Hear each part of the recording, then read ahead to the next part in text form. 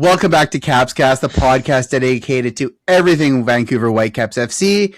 I am joined back again by my co-host Damien. Hey everyone, nice to be back. So we're gonna just kind of start with it right away. The Whitecaps are finally back at BC Place. More than 40,000 supporters finally packed in the stadium. Because LAFC were in town and their star player, Sonny, joins us. So I think this has really turned into a derby for the most part. We've just clashed. It's just like every competition almost, right? Yeah, I think the MLS have played into that a little bit as well. It's something that has been really drummed up over the last 3 or 4 years because we played them so much. It's just like constant clashes, whether it was like Leagues Cup, playoffs, and then it just feels the regular season. There's just a bit more behind it, right? Yeah. So this finishes as a 1-1 draw, but that scoreline does not come close to really telling the full story of the game, I don't think. No, not at all, really. We were both there watching from the stands, and honestly, from the first minute, the Whitecaps dominated that game. And it was just unfortunate that when you look at the stats there, we had 20 shots to LA's 5. I think in the first half, the only shot they had actually ended up in the back of the net, which, again, it was against play. It was unlucky, whatever you want to call it. But it still happened, right? Like, we were still a goal down after, 30 minutes in a game that we had dominated, which was, a bit of a kick in the teeth, really.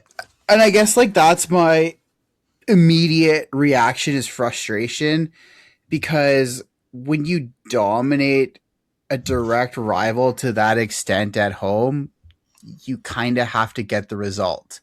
So the performance was encouraging, but I feel we created enough pressure to come away with more than the point. Yeah, I agree with that. Absolutely. Yeah. I think, we were the better team. It was just, we were just missing something in the final third, I think, which we'll get into that as we go on though.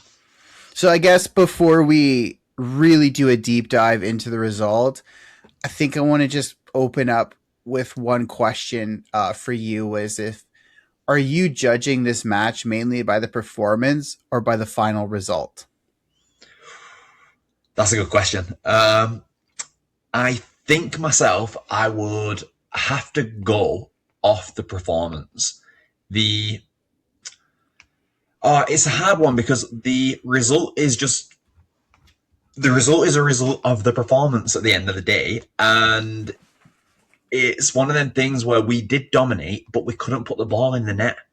I think it was in the 5th minute, in the first 5 minutes, we had a really good chance. I think it was Jima Bagwell in the middle of the box. And it just got caught under his feet. And it was sort of like from that moment there, you were like, oh, could this be a tricky day for us? And it just sort of was. Yeah, I think for me that this was the best performance since returning from the break. Yes, I'd agree with that, actually, yeah. The result that I feel is still 2 points dropped. So I'm judging the performance being that it's one of the better displays, but the final result feels unfair and 2 points dropped in a very, very tight Western Conference standings, along with the supporter shield, right? Yeah, I think so. And I think you've got to remember here, we played against one of the best, if not the best, attacking lineup in the whole of the MLS. Which is very, it's a very bold statement, seeing as Dos Santos is the coach. Yes. Good grief. Wow. Yeah, but how terrible he was for us. You've got Denny Bouanga and Heung-min Son up front doing everything. Like they're so good together.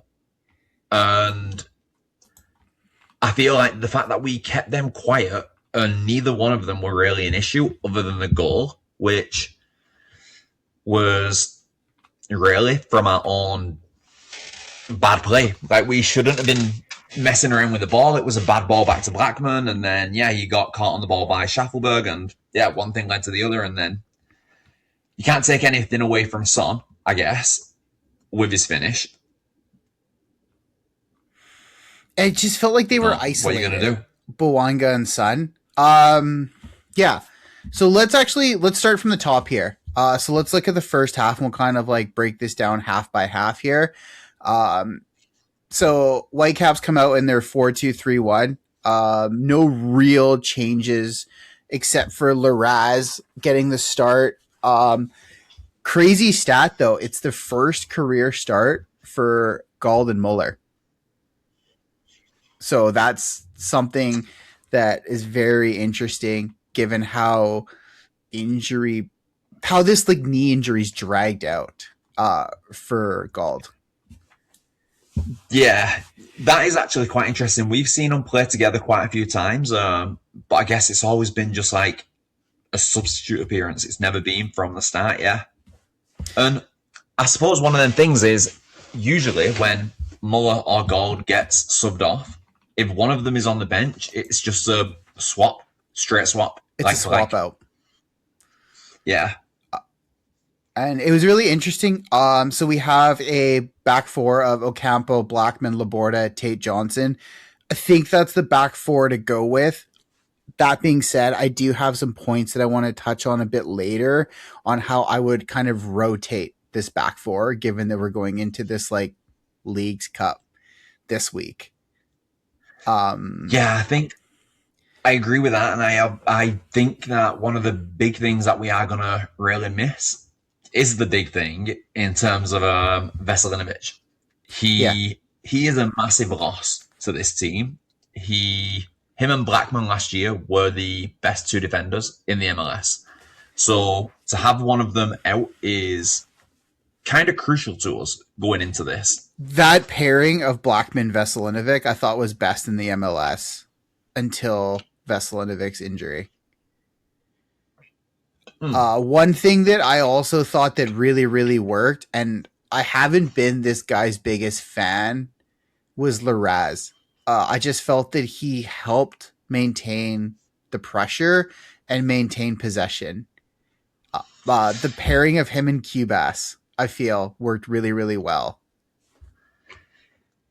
See, I'll admit, Larraz did a good job on Saturday there. He was very busy. He was all over the pitch. He did a good job of like holding up play. I do think there wasn't much pressure coming forward from LA because we were so good on the ball as a unit. My thought process behind this is you're trying to fit Ryan Gauld and Thomas Muller into a team together.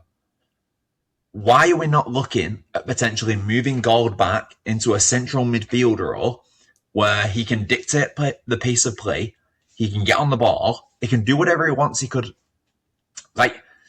almost play that Berhalter role, which I honestly feel weird saying because in Berhalter's first season or second season at the Whitecaps, Gauld got injured for a period of time and Berhalter stepped in. And I remember saying to you, this Berhalter guy might actually be a decent stand-in for Gauld if he ever gets injured. And I feel like Gauld was playing further back in a central midfielder role back then. And there's such a reluctance to move him back now, I feel. They moved him up, right? I think it was Sartini. Vanni was the one who moved him to that wide position. And it kind of worked. A shadow striker behind Brian White. They almost played as a front two. Which is interesting because I feel like one of the things that did not work in this game was the final pass. That just was not there.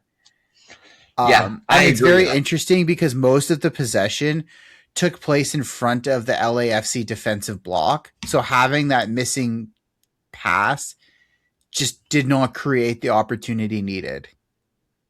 And it's like we held pressure, but we're just consistently producing we're consistently producing these soft final third passes, and it's just a lack of like clear opportunity. Yeah, I think that's it. I think we actually struggled going forward though. Like we did have a lot of possession. I think we finished with what, like 60% possession overall, Yeah. and which is huge against that LA team. I also think that the new turf at BC Place helped. I think that slowed the game down a little bit, and LA play fast, attacking, like free flowing football. I think with that turf in there, it did hinder them. It probably hindered the Whitecaps as well, because me and you were talking about this in the stadium. Who the hell changes their turf midway through a season? Midway through a season that you are at the top of the league, like as the best team, you don't do it. It's because they ripped out the previous turf and had to re-sod everything for the World Cup, right?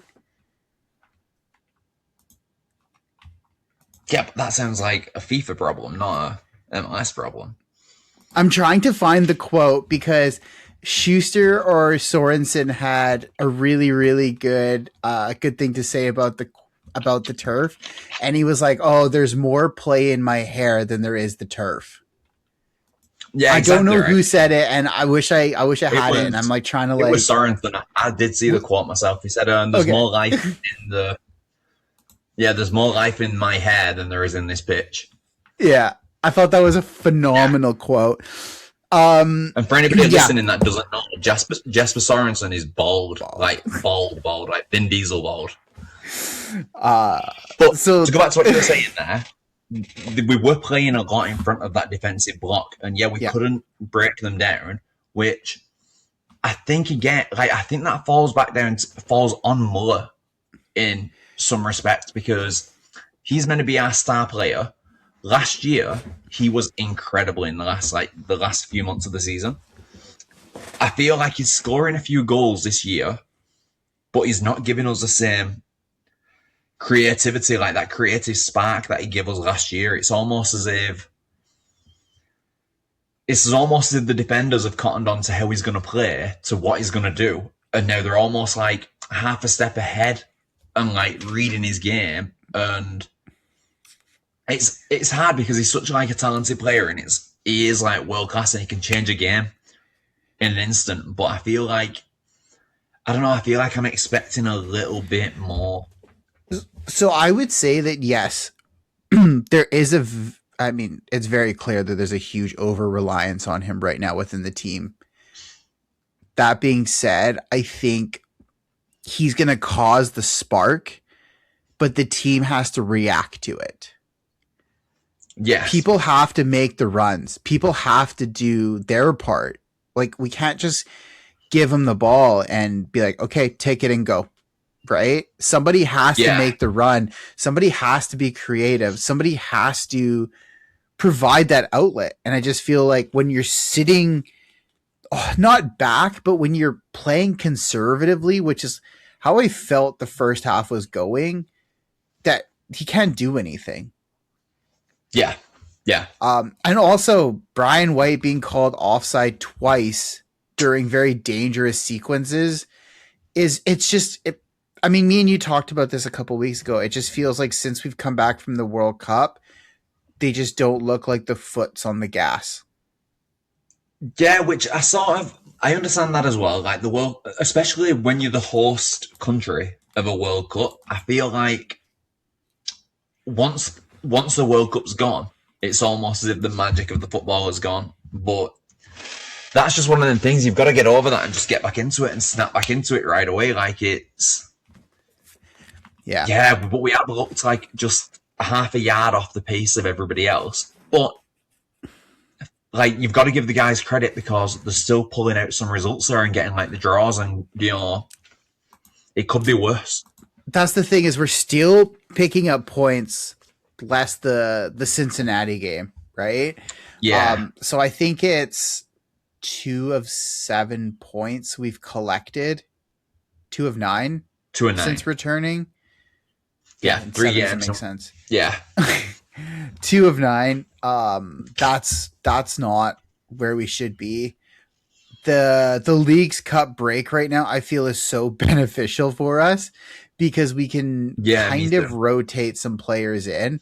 Um, but what I want to do is I just want to look at the LAFC goal as we kind of wrap up this first half, and let's kind of break it down on a step by step basis here. And you kind of hit the nail on the head there that Schaffelberg pressured Blackman. Buanga collect the loose ball, and he just acted very, very quickly. He crosses it over to Sun, which allowed the ball to move across his body. He did this weird spin. In the moment, I was like, whoa. Collects it on his foot, turns it, and just fires it past Takaoka. I It just want to add was as well that this was after you'd spent maybe about 10 minutes telling me how bad Son was and like that he's never done anything and that he's just a shit striker. So when he did this, I was like, ah, typical, right? just the way he collected and spun his body was something you see of a very clinical striker. And I'm going off of my deep eternal hatred for Tottenham. This is a very Yeah. biased opinion that he's a terrible striker. He's not a number 9. He was never anything more than Harry Kane. This is a very biased opinion. I'm going to really own that. But how he collected the ball there was insane. Yeah. I don't know how much of the blame is really on the Caps at this point. See, I disagree with that. I feel Blackman held a lot of the blame. I honestly think he wasn't paying attention. I think it had been a slow game at the back. He'd not had much to actually do defensively at all. And then he gets that ball played into him. It almost rolls by him. He doesn't take the greatest of touches. And as soon as there's that slight gap, Schaffelberg is on him. Yeah. And there's not much you can do there because if you take Schaffelberg down, it's a red card. We're down to 10 men. So that gives me this question then. This is my question for you is, were the Caps too comfortable because LA had created almost nothing before the goal that Blackman switched off? 100%. I would 100% go with that. I think it's one of them things that you often see with goalkeepers where if they've had a quiet half and then there's just like a team shot at the end of the half after doing nothing, and I'm talking like a game where like the Whitecaps where you've dominated for 45 minutes, the other team get one shot and your keeper's just not with it because he's had nothing to do at all. He's just been watching. He's been a spectator. So yeah, I think that's what had happened to the Whitecaps at the back. I think there was just a bit of a mental switch off because they weren't in the mindset of, we're in any sort of danger really from this attack. Yeah. I don't want to put the blame on Takaoka either. I feel like that was just I don't think Tak could have done anything there. Although, I'm not a fan of the dyed hair. I honestly, the first time I saw him with the dyed hair there, I had no idea who was in net for us. It threw me off so much. It always brings me back to the Alex Ferguson days of United with Beckham shaving his head and just hating that level of expression, you know? Yeah, I don't think Tak was at all to blame for the goal there or anything. I think the shot was very good. It was on the turn as well, and it was away from Takaoka. So yeah, I don't think there's any blame to be shipped on him. No, I don't think so either. So then that kind of pretty much sums up the first half. I feel like the Whitecaps switch off on this moment. Sun finishes an elite level goal. It's a huge switch off. So at halftime here there's no real tactical change. And the way the Caps came out was very same. Yeah. It just appeared that like LA were willing to die on the hill and just increased defending even deeper. Almost like setting Yeah, I up like a think very so. low block. Yeah, and I think with that as well, like there could have been an argument there for the Caps to come out at half time, make a couple of substitutions, try and actually claw a goal back, get back into the game sort of thing. But I don't think Sorensen's tactical approach was wrong. I think he was right in how he set the team up. I think we were just missing that clinical pass in the final third that was gonna win us a game, really. And like, I also I don't think Bedwell had the greatest of games. No. I think it was one of his worst games that I've seen him play for the Caps. Like, especially in the last few months when he's really come on. Do you know what I mean? It's just So I don't interesting think that helped because us. I felt like he was going to be a player to kind of fill that Bearhalter void, and this was not the game to really make that opinion on. No, I also think it's a bit harsh. Like he's so versatile in what he does that they seem to be able to play him all over the pitch. Whereas I think maybe if he was able to be focused in that central midfielder role, that'd be better. Also, I just want to add as well, one player that we did see come back was Ralph Priso. I feel like we've not seen him play for the Caps for quite some time. Yeah. So the 72nd minute, we're kind of jumping the gun on the substitutions because he comes on at the end. Very interesting sub at the 72nd minute. Gald and Cubas come off for Sabi and Sabali, which is like, oh, is he going to run 4 strikers? So it looks like what was happening was that Sorensen wanted to add width and direct running versus this kind of back and forth game of in the sense where the ball was moving side to side. Yeah, and I think with that as well, we've got to take into consideration when looking at them subs that Ryan Gold might not be 100% fully fit. Maybe he's got a limit that is only 70 minutes of a game, 60 minutes of a game that he can actually do. So I sort of understand that one. The Kubas one, I feel like I was more shocked about the Kubas one. I'm not sure if there was an injury there or something that we don't know about, let's say. See, yeah, I think you hit the nail on the head there. That adding Sabali and Sabi kind of made the width that we needed, but taking off Cubas almost like it took away the protection against the LA counterattack. And as the game got deeper, after, I mean, we'll get into it, the penalty, it was very stretched. Yeah. It was very, very stretched.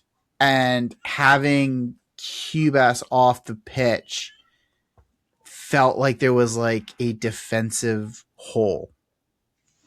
Well, yeah, because then we ended up with a midfield 2 of Laraz and, yeah, Bedwar, because he moved back to let Sabi and Sabali Yeah, Sabali.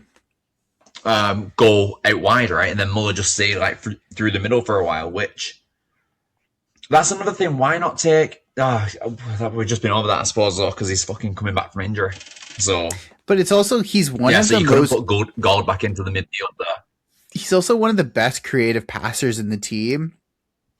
So to take him off, I feel like they're just limiting minutes right now. They know. Yeah, I wonder if it's the League's Cup was on Sorensen's mind. I go back and forth on this League's Cup. Because is it not a new format for the League's Cup as well, where every team is in the table now and only the top like 4 teams or something progress? I'm gonna be honest with you. I don't know.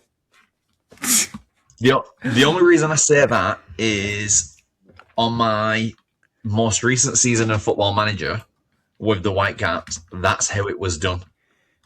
That should tell you like what we're dealing with here. Just checking it now. So there Yeah, I'm is not a too sure about knockout round bracket, and it's going to be the top 8 teams. So potentially then 4 Okay, from the top eight. MLS and 4 from La Liga, or not La Liga, Liga MX, whatever. Yes.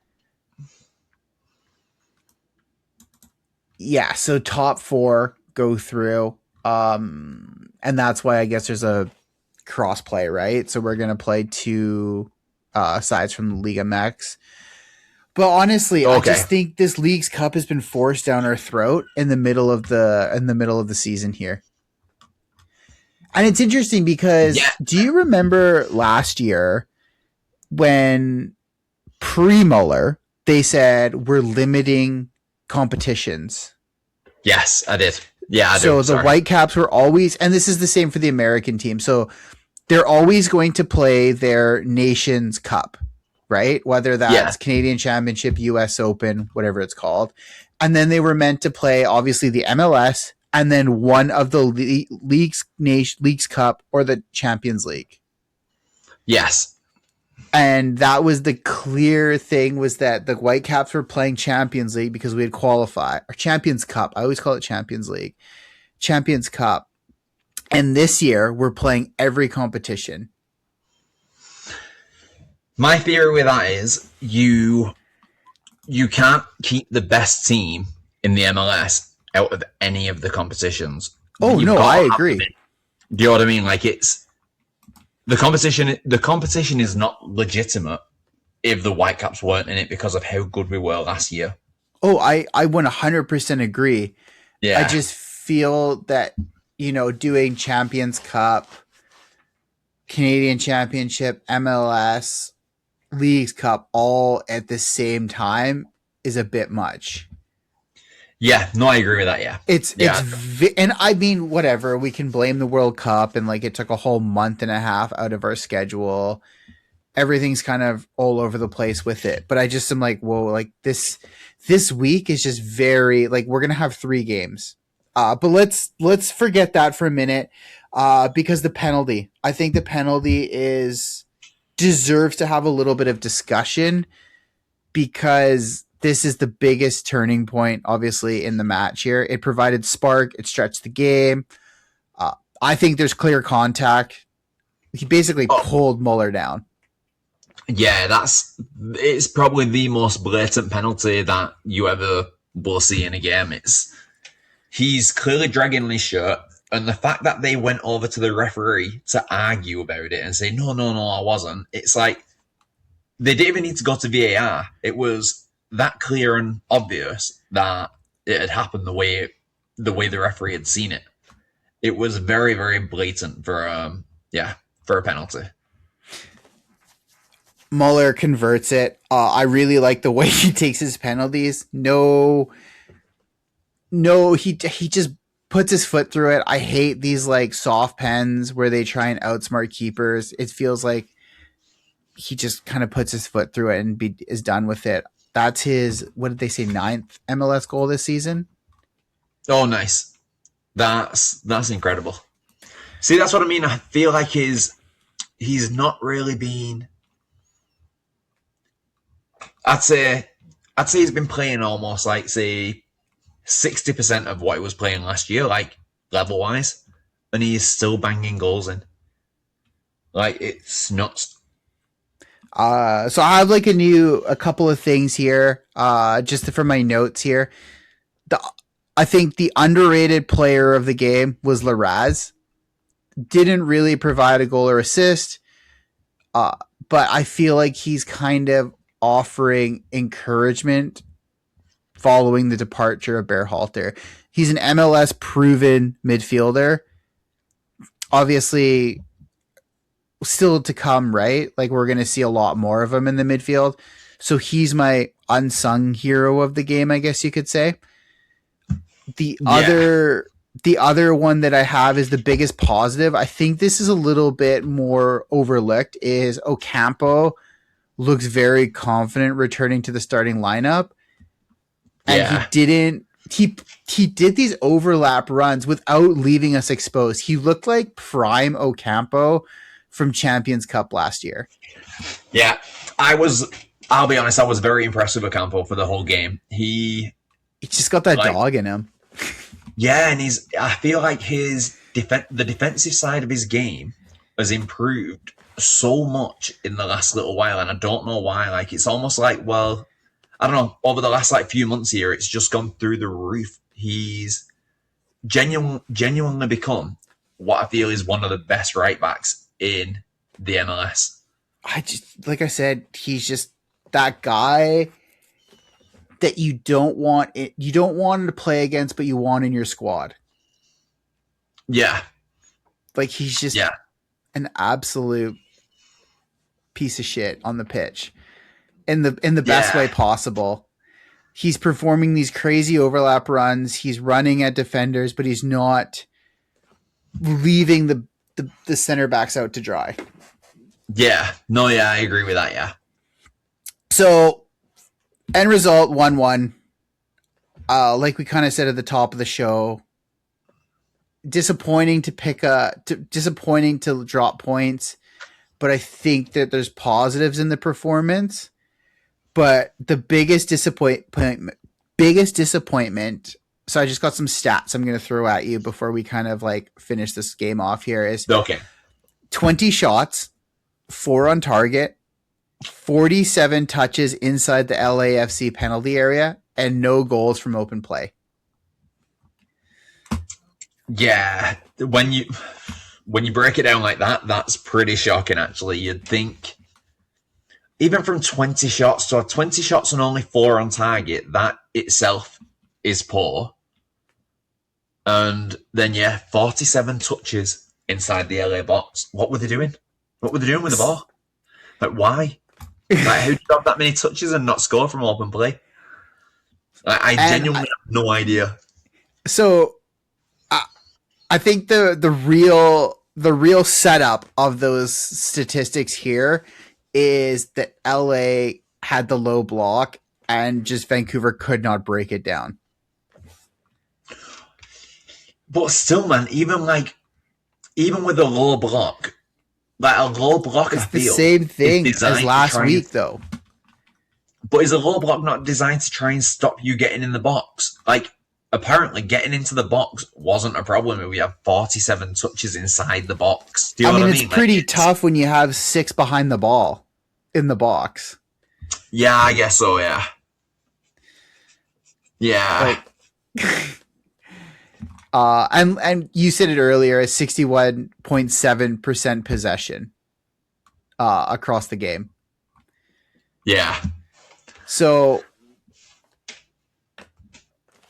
here's what I have what was missing. Faster ball movement. I feel LA were very, very good at resetting their defensive shape. Yeah, That we were just slow.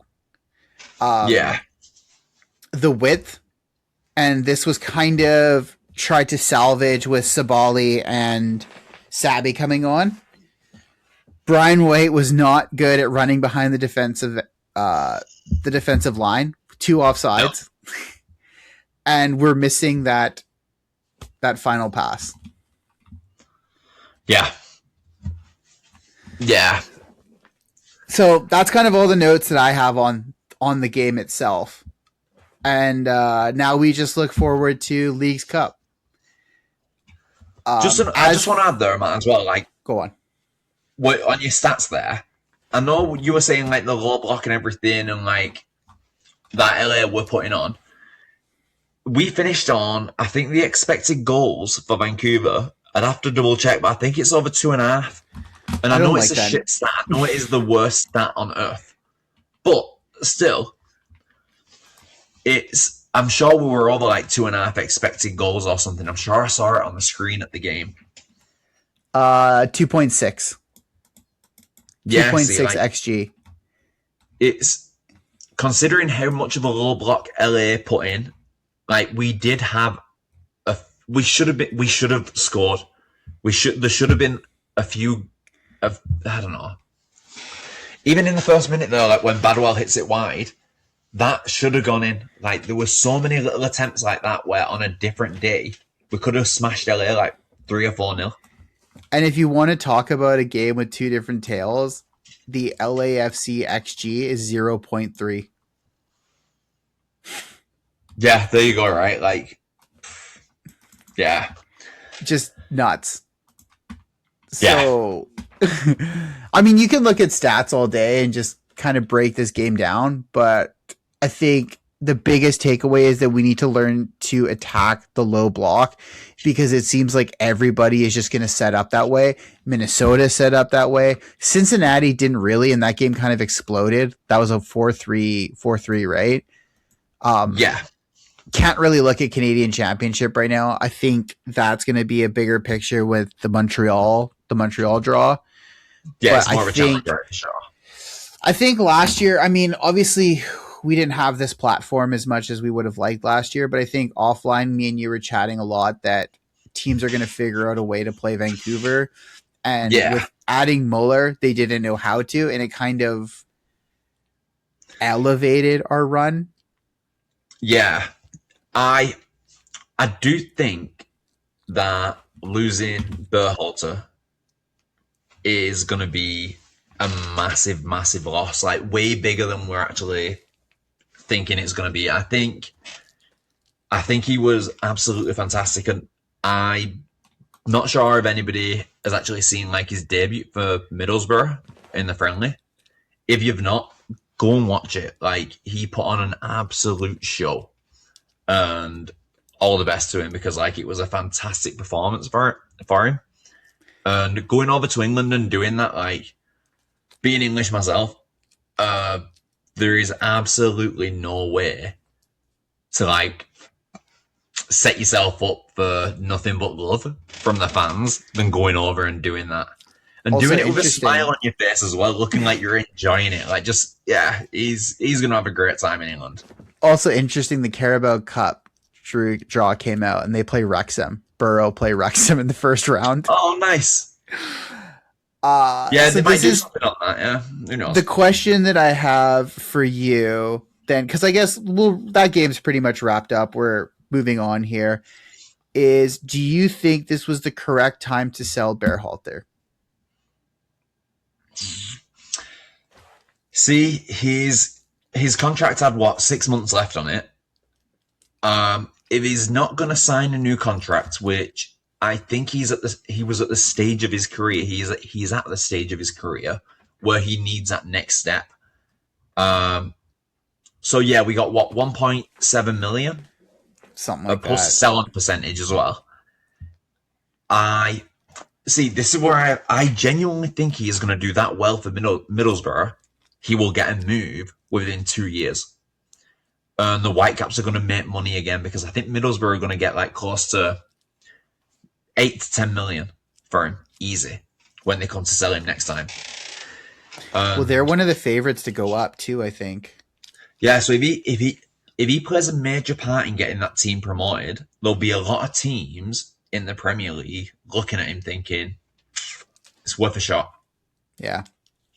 And who knows, he might end up going for a bit more, like towards 15, 17 million, which if the Caps have even a 10% sell-on fee, it's still a massive chunk of change again coming in for a player that was like, we were going to lose on a free in 16 months. So yeah, I suppose to answer your question there, Matt, I think it was the right time to sell him if he wasn't going to sign a new contract.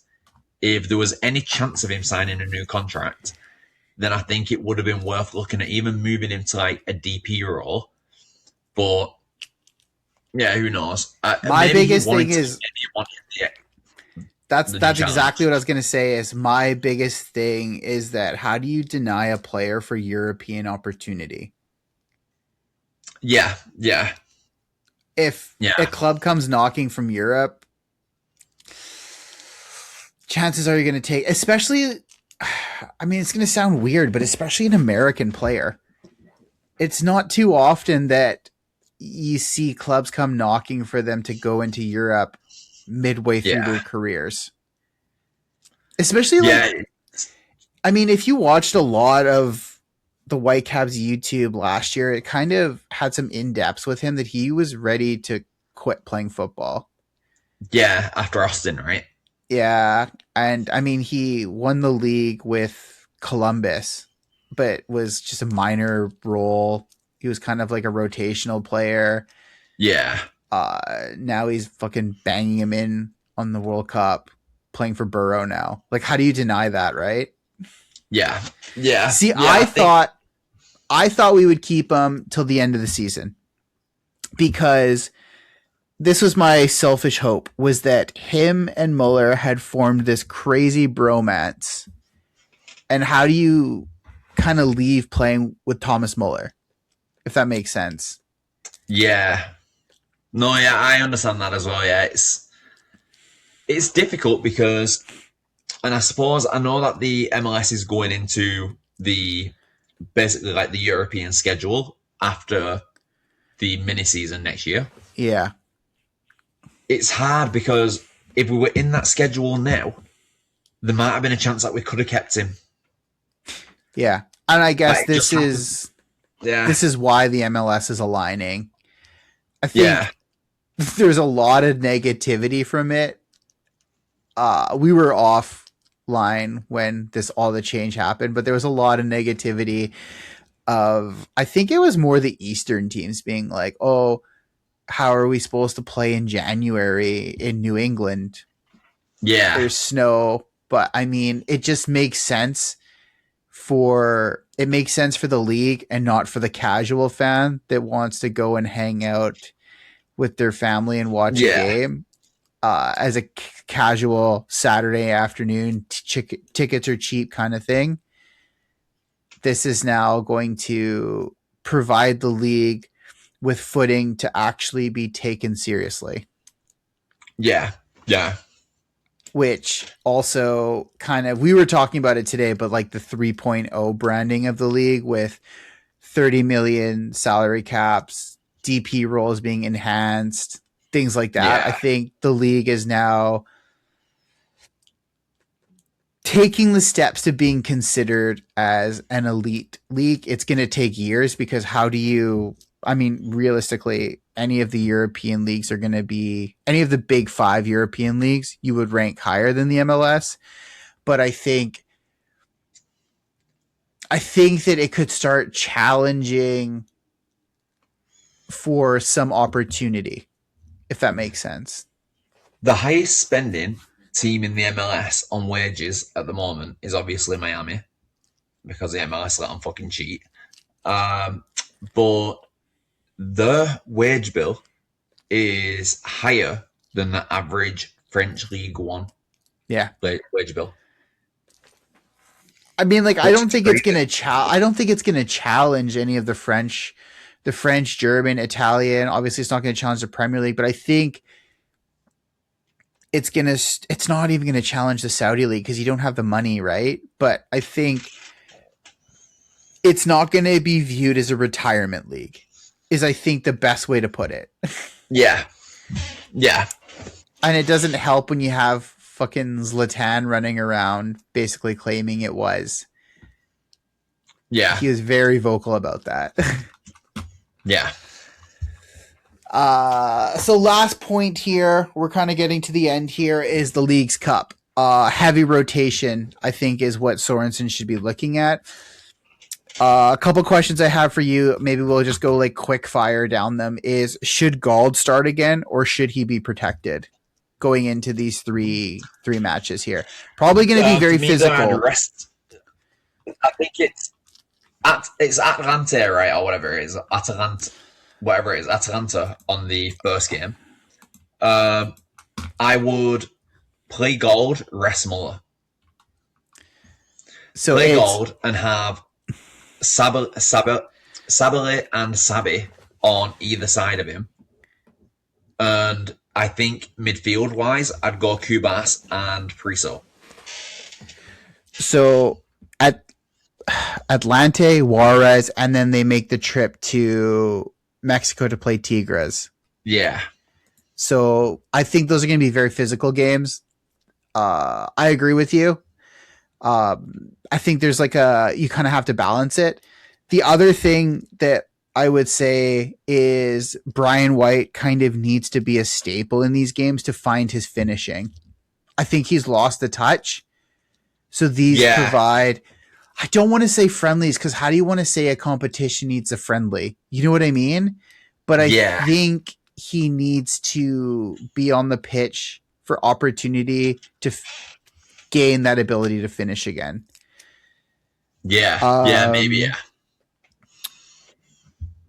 Should Sabi, Sabali, Priso, or Adekube start any of these games in terms of rotation? Yeah, that's what I mean. I think the first one, three of the four should start there. I think Priso, Sabali, and Sabi should start over Bedwar, Muller, and I'd probably drop Larraz. I know he had a good game. It was probably his best game for the Whitecaps, but I'd drop Larraz. But Priso in the midfield, I think fuck that. I'd put Priso back as a defender. No, He's class. But do you think the experiment's done? Pardon? The experiment of Priso being a defender is done? No, I think it's fantastic that he's able to drop back there, but I feel like, well, we've not got a midfielder that's better than him. Like, when we had Berhalter was better in midfield than Priso. I think Priso is way better in midfield than Larraz and Bedwar. And he'd do a better job next to Kubas than either of them two. Yeah, I think for me, I would actually start at Akube. I still have glimpses of hope for this guy. Coming, I think, 437 days off injury? Like, that's nuts. Yeah, it's a long time, yeah. I still have hope that he can regain his form. I would really lean on Sabali. I don't think he's gotten a good look since joining the Whitecaps. I feel like when he joined, we were in like the peak of almost like our run into the World Cup. So he hasn't gotten the opportunity. I personally would keep Muller, Gald, and Kubas on the bench, and if we need them, deploy them. You know what I mean? Like break glass in case of emergency. Yeah. And realistically, what's the emergency in this? You know, if you can steal the first game, and then, I mean, I should have done some more research on Liga MX, but I don't know where Atlante are. I will say, just from Football Manager, and I don't, obviously, just from playing that, when there were a few times going into this Leagues Cup that I won all three of my games and got knocked out on goal difference.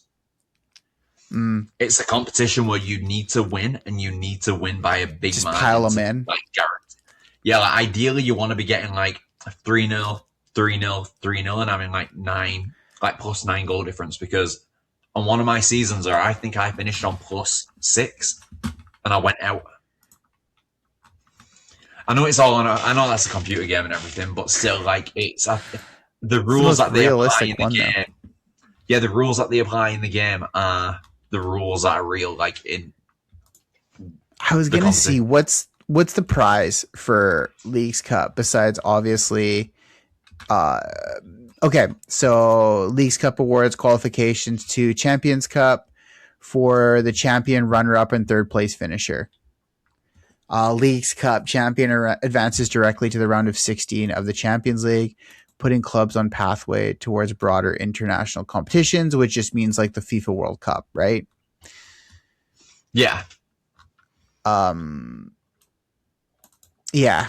So I mean, whatever you're. How do I say this without politely? We should be a shoe-in to win the Canadian Championship, which guarantees Champions Cup. Let's just call a spade here. Do we really want to prioritize this? I don't know.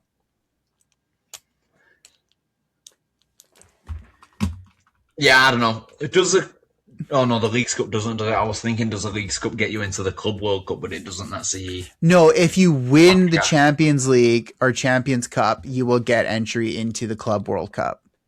Yeah. Okay. I don't know, man. I think it's always worth going for a competition, especially one that's like multiple nation, like cross Yeah. nation, internation. Like I think, yeah, I think it's worth going for. Okay, so we've got But I two different this stances here. I feel like this is worth going for more than the Canadian Cup. I don't think we should be looking at it like, oh, we should be going for the Canadian Championship because it's fucking easy and we can win it. I think No, I but think your the Canadian prize is the Championship. same. Your prize is the same. Yeah, I don't know. I grew up watching a United side that went into like the EFL Cup in England playing the reserves because it was like a cup for the kids and didn't really matter. And I feel like that's sort of what the Canadian Championship Totally, is for Whitecaps. totally. I agree. I agree with you. But you're also talking about we're in the peak of the MLS season. Yeah, I don't know. I think yeah. I I don't think know. let's see. Let's see. I'll get fired up tomorrow night. I'm fired up to go Yeah, to the game. yeah. Let's see what happens tomorrow, and then we'll go from there.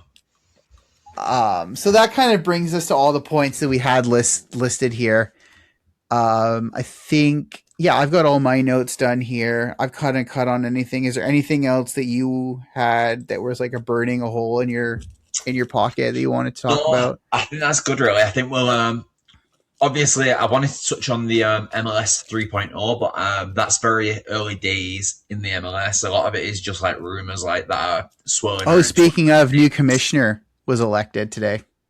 Oh, nice. Yeah, so Uh, there'll be like a bit of change with a bit of luck, but yeah, I think we'll touch on that a little bit more maybe on the next episode. If there's anything else to actually touch on regarding it, it's one of them things that we're probably going to get bits and like little dribbles very slowly from the MLS over the next few months and things. But So yeah, we'll what I see. want to end on, I want to end on some new stuff. I want to see if we can get some listeners involved here, aka Sean. There's your shout out that you've been begging me for.